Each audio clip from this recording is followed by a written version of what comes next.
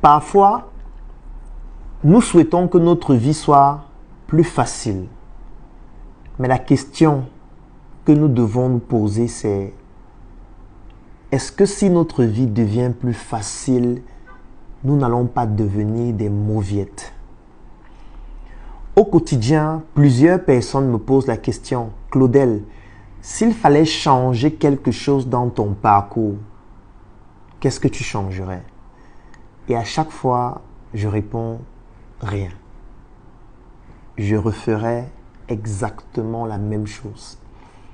Et ceux qui me connaissent un peu plus, ou alors ceux qui me côtoient au quotidien, avec qui je collabore, parfois, ils renchérissent en disant « Mais Claudel, comment tu peux dire ça? Il y a par exemple tel projet que tu as lancé, ça n'a pas fonctionné. Il y a tel projet où tu as perdu beaucoup d'argent. Il y a telle personne avec qui tu travaillais. Aujourd'hui, vous ne travaillez plus ensemble, c'est quelqu'un qui te calomnie partout. Il y a telle personne avec qui tu t'entendais bien, mais aujourd'hui, ce n'est plus nécessairement ça. Il y a tel projet que tu as abandonné. Il y a tel échec, tel échec, tel échec. Tu ne trouves pas que s'il fallait que tu puisses refaire cela à nouveau, il n'y a pas des ingrédients, il n'y a pas des choses que tu changerais. Et je leur dis toujours, c'est parce que j'ai eu à investir, perdre de l'argent. C'est parce que j'ai lancé certains projets qui se sont soldés par des échecs cuisants. C'est parce que j'ai fait confiance à certaines personnes qui m'ont trahi de manière audacieuse. C'est parce que je me suis trompé moi-même dans certains castings qu'aujourd'hui, j'ai la connaissance et j'ai l'expérience que j'ai. En fait, je dois mon expérience, je dois ma connaissance, je dois mon savoir-faire et je dois mes 800 idées par seconde à tous ces échecs, à toute cette trahison, à toutes ces difficultés de la vie. Et d'autres personnes renchérissent en disant, dis donc Claudel, toi aussi tu exagères, tu dis que tu as eu des difficultés. Tu es un bobon, non? Est-ce que les bobons ont des difficultés? Toi, on a financé ton école, toi, tu n'as pas eu des problèmes de financement. C'est nous les gars du ghetto qui avons les problèmes. Toi, tu n'as pas de problème. Et la question que j'ai envie de poser est celle de savoir, pensez-vous que les problèmes n'ont qu'une seule nature? Est-ce que si quelqu'un n'a pas les problèmes d'argent, ça signifie qu'il n'a pas de problème? Moi, je vais prendre un exemple d'actualité. Aujourd'hui, tout le monde parle de Samuel Eto'o. Tout le monde dit Samuel Eto'o aurait dû faire ceci, Samuel Eto'o aurait dû faire cela, Samuel Eto'o n'est pas humble, Samuel Eto'o n'est pas vraiment quelqu'un avec qui il faut faire des choses, il a beaucoup d'argent, il méprise les gens. Dernièrement, il est passé en interview et il donnait des réponses à plusieurs questions qu'un journaliste lui posait. Et moi, j'ai envie de te poser la question. Est-ce que quand tu l'entendais s'exprimer, tu ne sentais pas que lui aussi il a des problèmes? Tu ne te rendais pas compte que lui aussi il a des problèmes? Du fait que parfois les gens ne comprennent pas ce qu'il fait.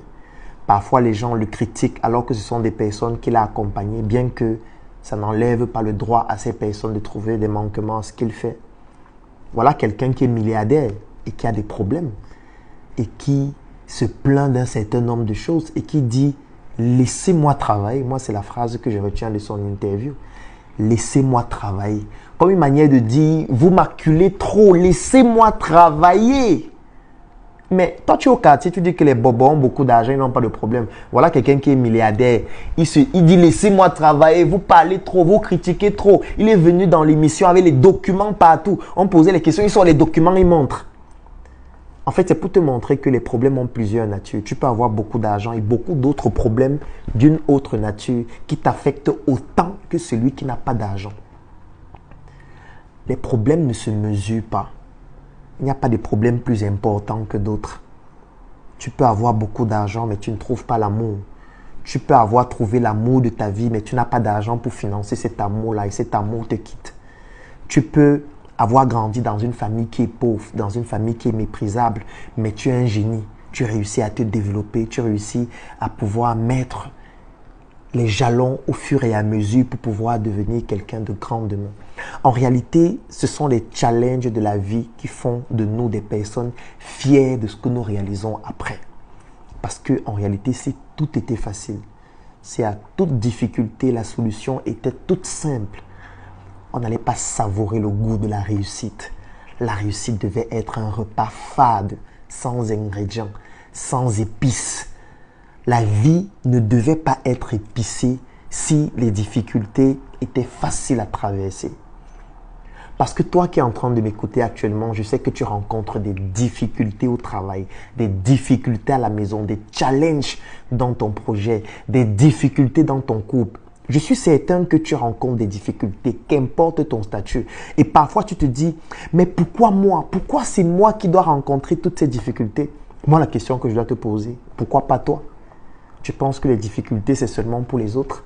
Ça doit seulement arriver aux autres. Toi aussi, tu dois rencontrer des difficultés. Toi aussi, tu dois passer par ces moments qui bouillonnent ton cerveau. Parce qu'en réalité, c'est le chemin obligatoire qui te conduit à progresser et surtout à être fier de ce que tu vas réaliser après. Maintenant, tout doit être guidé par ton éthique, par ta rigueur, par tes valeurs. Et même les valeurs ne sont pas universelles. Les valeurs que j'ai ne sont pas les tiennes. La rigueur que j'ai n'est pas forcément la tienne. L'éthique que j'ai n'est pas la tienne. Parce que parfois on se met à juger l'éthique des autres. Ce n'est pas notre rôle de juger. Surtout pour ceux qui sont chrétiens ou alors qui sont déistes, c'est-à-dire qui croient en Dieu. Ce n'est pas votre rôle de juger. J'entends souvent des personnes dire « Ah vraiment, tel là, lui, il est dans l'argent facile. Il a laissé les difficultés de la vie que nous sommes en train de traverser. Lui, il s'est lancé dans une activité où il gagne de l'argent facilement. » Et quand je pose souvent la question qui est de savoir « Mais l'argent facile là, qu'est-ce qu'il fait pour gagner cet argent ?» Et j'entends des réponses du style « Elle se prostitue. » Vous pensez que se prostituer, c'est facile? Vous pensez que coucher avec des hommes chaque jour, c'est facile? Vous pensez que coucher avec des hommes qui ont des vices extraordinaires, sans lesquels ils ne peuvent pas vous donner de l'argent, c'est facile? Vous pensez que coucher avec plusieurs hommes chaque jour que vous n'aimez pas juste pour de l'argent, c'est facile? Parce que quand j'entends souvent les gens dire « Non, la fille là, elle cherche l'argent facile. » Vous pensez que c'est facile de le faire? Dernièrement, il y avait le scandale de Dubaï où on disait qu'il y a des femmes qui mangeaient des excréments.